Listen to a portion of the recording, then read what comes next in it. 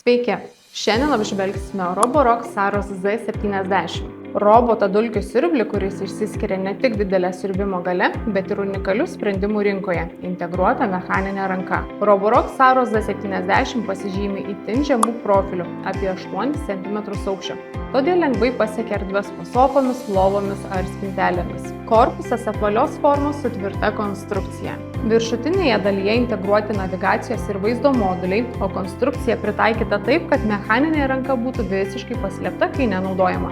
Roborock Saros Z70 naudoja StarSight 2.0 navigacijos sistemą. Ji leidžia kurti tikslius namų žemėlapius, atpažinti iki 108 skirtingų objektų tipų, tiksliai apvažiuoti kliūtis, vengti laidų, smulkių daiktų ir laiptų. Robotas juda stabiliai, planuoja maršrutus logiškai ir nešvaisto laiko atsitiktiniam važiavimui. Pagrindinė Roborock Saros Z70 išskirtinė savybė – OmniGrip mechaninė ranka. Tai 5 ašių robotinė ranka integruota į korpusą, kuri gali aptikti smulkius objektus, juos pastumti arba perkelti į šalį. Svarbu paminėti, kad ranka nėra skirta sunkiems objektams ir naudojama tik tada, kai to reikia valymui.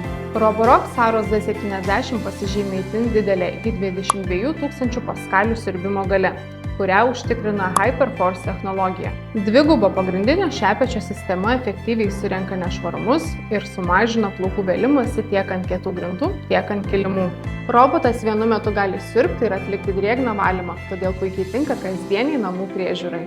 Plovimo sistema pritaikyta parketui, laminatui ir plytelėms, užtikrinant švarias grindis be perteklinės drėgmės. Komplekte esanti daugiafunkcinė įkrovimo ir priežiūros stotelė sukurta taip, kad užtikrintų maksimalų roboto veikimo automatizavimą. Ji automatiškai ištuština dulkių talpą, išplauna grindų šluostes, jas išdžiovina ir papildo vandens rezervuarą, todėl robotą galima naudoti ilgą laiką be kasdienės priežiūros ar nuolatinio vartotojo įsikišimo.